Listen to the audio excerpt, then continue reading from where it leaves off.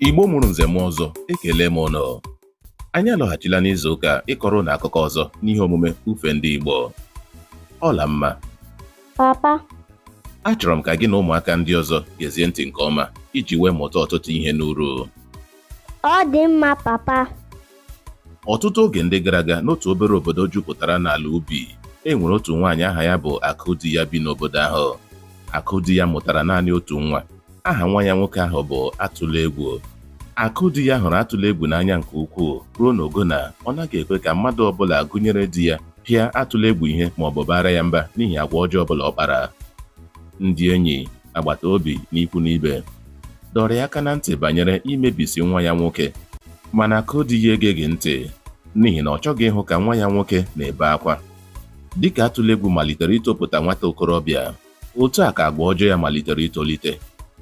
Ọ malitere ịlụso ụmụaka ibe ya ọgụ, na-atụrụ ndị okenye asị ma na-eme ntụtụ aka n'ọdụ ahịa obodo ahụ.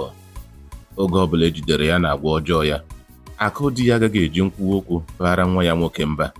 Ọ na-agwa ndị mere mkpesa ahụ na nwa ya nwoke ka bụ nwata. Di ya gbalịrị idozi olu, mana Akụdi ya anabataghị ndụmọdụ di ya ma gwa ya na Atụla Egwu bụ nwa nwoke nke ga-emecha tofee ogo agwa ọjọọ ya